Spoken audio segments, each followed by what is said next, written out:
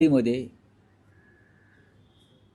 असं होत असतं आणि ते स्वीकारलं पाहिजे. खास करून 111 नंबरचा वॉर्डमधून धनंजय पिसाळ हे तिथून इच्छुक होते त्यांच्या आणि आता राष्ट्रवादीमध्ये. आमच्यासुद्धा अनेक जागा व्यक्तिगत मी काही म्हणत नाही. आता आम्ही ज्या मनसेला जागा दिल्या त्या आमच्या सिटिंग जागा बऱ्याचशा आहेत, किंवा शरद पवार साहेबांच्या पक्षाला आम्ही जागा दिल्या त्या आमच्या सिटिंग जागा आहेत. तिथे आमचे लोक नाराज झाले आहेत ना. व्यक्तिगत कशा करता बोलताय तुम्ही? आमच्याही लोकांमध्ये तिथे अस्वस्थता आहे ना. त्यांची संधी गेली ना. पण आघाडीमध्ये आणि युतीमध्ये ह्या गोष्टी पाहायच्या नसतात, कारण ही आघाडी आणि युती जी आहे ही एका विशिष्ट हेतूने झालेली असते. मग मुंबईचा विषय आहे, महाराष्ट्राचा विषय आहे, भाजपच्या पराभवाचा विषय आहे. भविष्यामध्ये जेव्हा सत्ता येईल तेव्हा अनेक पदं उपलब्ध होतात. त्याच्यामध्ये या सर्व ज्यांच्यावर अन्याय झाला त्या कार्यकर्त्यांना सामावून घेतलं जाईल, ही आमच्या सगळ्यांची भूमिका आहे. आपले भाऊ संदीप राऊत देखील इथून इच्छुक मला माहीत नाही, मला वाटत नाही. एकीकडे मुंबईत राष्ट्रवादी शरद पवार गट तुमच्याशी चर्चा करतो, पुण्यामध्ये मात्र काही वेगळं घडताना पाहायला मिळत आहे. कुठे चर्चा होते अजित पवारांची, शरद पवारांची, परत ती फिसकटते, परत महाविकास आघाडी सोबत बैठक होते, परत अजित पवार शरद आणि दुसऱ्यांबरोबर चर्चा. काय चाललंय? मला माहीत नाही काय चाललं हे. तुम्ही हा प्रश्न त्यांना विचारू शकता. त्यांच्या पक्षात काय चाललं हे मी कसं काय बोलू? जेव्हा त्याचा निर्णय बाहेर येईल तेव्हा मी बोलू शकेन की बाबा हे असं असं घडलेलं आहे. अजून तिथे तसं काहीच घडताना दिसत नाही आहे आमच्यासाठी. शिवसेना आणि मनसे या दोन पक्षात चर्चा झालेली आहे आणि आता आज उद्याकडे आम्ही त्या संदर्भात निर्णय जाहीर करू. काँग्रेस सोबत येते तुमच्या पुण्यात काँग्रेस सोबत येते असं दिसतं तुमच्या? हो, आमचा तसा प्रयत्न सुरू आहे आणि त्यांचाही प्रयत्न सुरू आहे. परंतु काँग्रेसला मनसे तिथं पुण्यात चालते परंतु मुंबईत चालत नाही, अशा प्रकारचा एक प्रश्न उपस्थित. नाही, मुंबई ही वेगळी संस्थान आहे प्रत्येकाचं. मुंबई हे एक वेगळं संस्थान आहे प्रत्येकासाठी. त्याच्यामुळे ते आपापल्या पद्धतीने निर्णय घेत असतात. पण आमच्यासाठी मुंबई महाराष्ट्राची राजधानी आहे आणि त्याच्यावर मराठी माणसाचा अधिकार राहिला पाहिजे, ही आमची भूमिका आहे. रावसाहेब, अलीकडे महापालिका निवडणुकांमध्ये एक नवी पद्धत अलीकडच्या काळात बघायला मिळते. उमेदवारी यादी घोषित करण्यापेक्षा थेट एबी फॉर्म देऊन सगळ्याच राजकीय पक्षांमध्ये होताना दिसते की एबी फॉर्म उमेदवाराला परस्पर दिले जात आहेत यादी घोषित करण्याऐवजी. यादी घोषित करण्याचा आग्रह कशा करताय? टाळण्यासाठी. नाही, पण यादी अनेक वर्ष मी तर यादी कधी घोषित झालेली पाहिली नाही. यादी घोषित करण्याचा आग्रह कशा करताय? प्रत्येक पक्षानं आपलं एक धोरण ठरवलं असेल, हे आमचे उमेदवार आहेत, त्यांनी जाऊन हा अर्ज घेऊन एबी फॉर्म घेऊन अर्ज भरावा. त्यानुसार उमेदवारांच्या बैठका घेतल्या जातात संभाव्य, आणि त्यांना तशा सूचना दिल्या जातात आणि अर्ज भरल्यावर त्यांची नावं तुम्ही प्रसिद्ध करता सगळे. हीच पद्धत आहे. निवडणुकीमध्ये असं दिसतंय की अभूतपूर्व बंडाळीला सगळ्याच राजकीय पक्षांना सामोरं जावं. प्रत्येक निवडणुकामध्ये अलीकडच्या काळामध्ये भारतीय जनता पक्ष सत्तेत आल्यापासून या बंडाळ्या वाढलेल्या आहेत. मंडळांना उत्तेजन दिलं जातं. पूर्वी निवडणुकीच्या रिंगणामध्ये मोजके पक्ष होते. आता 2 शिवसेना, 2 राष्ट्रवादी काँग्रेस आहेत ना. पर्याय उपलब्ध आहेत, असंतुष्टांना पर्याय उपलब्ध आहेत आणि मग त्यात पैशाचा वापर करून लोक विकत घेतले जातात. त्यातून बंडाळ्या होतात. बंडाळांना उत्तेजन दिलं जातं.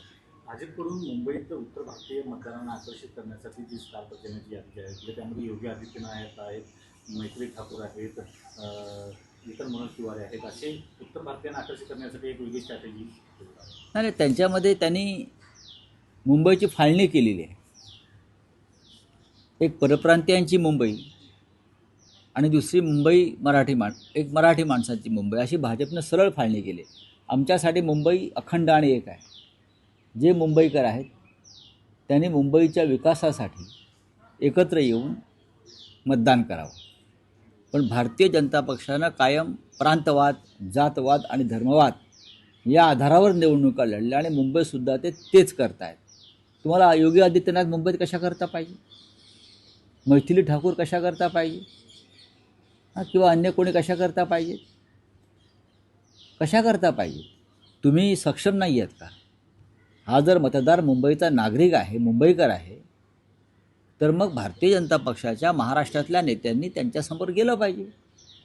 पण तुम्ही योगींना आणणार, तुम्ही रेखा गुप्ताला आणणार, तुम्ही मध्य प्रदेशच्या मुख्यमंत्र्यांना आणणार, म्हणजे त्या त्या प्रांताचे जातीच्या लोकांना त्या त्या भागातून लोक आणून तुम्ही आकर्षित करण्याचा प्रयत्न करताय. मग तुम्ही काय करताय इतके वर्ष मुंबई महाराष्ट्रात? तुम्ही जिंकण्याची गोष्ट करताय ना, मग तुम्ही जिंकून दाखवा ना. रावसाहेब, छत्रपती संभाजीनगरमध्ये रशीद मामूनचा जो प्रवेश आहे तो वादग्रस्त बनताना आपल्याला पाहायला मिळतं. कारण स्वतः चंद्रकांत खैरेंचा विरोध आहे आणि देवेंद्र फडणवीसांची प्रतिक्रिया आलेली आहे की हिंदू हृदय सम्राट बाळासाहेबांच्या सुपुत्राकडून मतांसाठी लांबून चालन केलं जात आहे अशी टीका फडणवीसांची. आणि त्यांचं असं म्हणणं आहे की ठाकरेंना विशिष्ट लोकांचे जोडे चाटायचे आहे. जसे तुम्ही अजित पवारांचे चाटताय, अशोक चव्हाणांचे चाटताय, सर्व भ्रष्टाचारांचे चाटताय निवडणुका जिंकण्यासाठी, हे काय आहे? रशीद मामू वगैरे विषय सोडून द्या. निवडणुका जिंकण्यासाठी तुम्हीसुद्धा या देशातल्या सर्वोत्तम भ्रष्टाचारांचे जोडे चाटताच आहात ना. ज्यांना नरेंद्र मोदींनी भ्रष्टाचारी ठरवलं असे अजितदादा पवार, अशोकराव चव्हाण यांचे जोडे कोण चाटतंय? कशा करता चाटताय? मग हे सगळे एकाच माळेतले मणी आहेत. रावसाहेब, दोन्ही ठाकरे बंधू एकत्र आल्यामुळे मुंबईतला जी काही आकडेवारी समज 67 प्रभागांमध्ये विशेष करून दोन्ही ठाकरेंची ताकद वाढलेली पाहायला मिळते. आम्ही 115 जागा जिंकतो या क्षणी. 67 काय घेऊन बसलाय तुम्ही? जो बहुमताला जो एक आकडा लागतो, या क्षणी मनसे, महाराष्ट्र नवनिर्माण सेना आणि शिवसेना हे शतक पार करत आहेत. 117 ते 120 पर्यंत जागा आम्ही जिंकतो. हा आत्मविश्वास आम्हाला आहे आणि मतदारांना सुद्धा आमच्या आहे. रावसाहेब, ठाण्यामध्ये शिवसेना मनसे काय स्थिती असेल? काही तिकडचं काही, कारण ठाण्याचं बाळासाहेबांचं विशेष प्रेम ठाण्यावरही राहिले राष्ट्रवादी शरद त्यामुळे तिथे काय महाविकास आघाडी म्हणून आहे की शिवसेना मनसे म्हणून आहे? काय नेमकं घडतंय? शिवसेना मनसे नक्कीच आहे, पण आमच्या लोकांनी राष्ट्रवादी काँग्रेसचीही चर्चा केलेली आहे, पण माझ्याकडे त्याविषयी फार माहिती नाही आहे.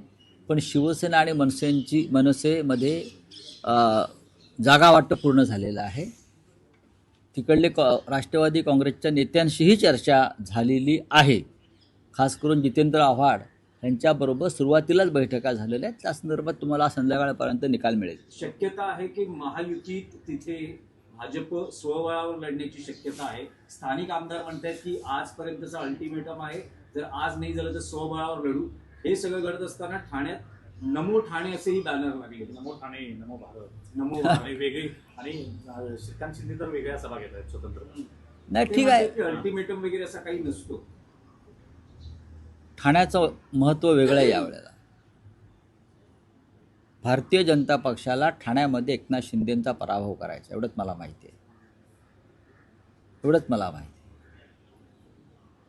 आणि त्या दृष्टीनं भारतीय जनता पक्षानं तयारी सुरू केलेली आहे.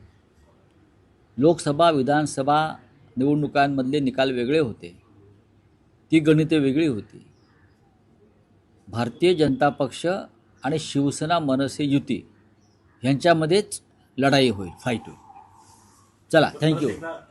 शिवसेना भवनासमोर उत्तर भारतीय बटोगे तो कटोगे अशा प्रकारचे बोर्ड लागलेले पाहायला मिळतात. काय नेरेटिव्ह? हे भारतीय जनता पक्षाचे धंदे आहेत बरं का. कोणी निंदा कोणी वंदा, माझं नाव धंदा, बरं, तसं त्यांचं चालू आहे. ते काय सुधारणार नाहीत. भारतीय जनता पक्षाचे लोक अजिबात सुधारणार नाहीत. त्यांच्यासाठी खुनी, बलात्कारी, भ्रष्टाचारी ही त्यांची ताकद आहे. आणि त्यांच्या पक्षात असे सगळे लोक घेऊन हे अशा प्रकारचे धंदे करतात. चले, कुछ है? सर, एमआईएम के नेता वारिस पठान ने कहा, मुंबई मेयर की सीट को लेकर कहा है कि हम चाहते हैं कि हिजाब पहनने वाली बहन जो है वो मुंबई मेयर की सीट पर बैठे. ठीक है, चुनाव लड़िए, बहुमत प्राप्त कीजिए. मेयर बनने के लिए बहुमत होना ज़रूरी होता है, तो आप बहुमत लाइए, 110 सीट चुनकर आइए और चर्चा करिए. बात ऐसी है, ये मुंबई है, ये महाराष्ट्र की राजधानी है, और हम हमेशा चाहेंगे कि यहाँ का मेयर मराठी भाषिक हो, और उस मराठी भाषिक मेयर को वारिस पठान अगर मुंबईकर है तो समर्थन देना चाहिए. सर उन्नाव रेप केस में जो कुलदीप सेंगर है जिसे दिल्ली हाई कोर्ट ने बेल दे दी, उससे लेकर जो है सीबीआई जो है सुप्रीम कोर्ट के नहीं, लिए मुझे इतना ही मालूम है, ये जो कुलदीप सेंगर है उसको मुंबई में प्रचार को ला सकते हैं बीजेपी, उत्तर प्रदेश से है ना, तो मुझे जानकारी है कि कुलदीप सेंगर को भी भारतीय जनता पार्टी मुंबई में प्रचार को योगी आदित्यनाथ के साथ ला रही है। तो सीबीआई बीबीआई की वो उनके घर के लोग हैं, सीबीआई भाजपा के कार्यकर्ता है, उनको बेल रहेगा। अगर उनको निकाला है जिस तरीके से तो थोड़े अंदर डालने के लिए निकाला है, लेकिन कुलदीप सेंगर मुंबई में योगी आदित्यनाथ के साथ देवेंद्र फडणवीस का आग्रह है कि कुलदीप सेंगर को यहाँ लाइए और प्रचार करिए। कुलदीप सेंगर को, राम रहीम को, आसाराम बापू को, सबको प्रचार में उतारने वाले ये लोग यहाँ बीजेपी के लिए। चले, थैंक यू।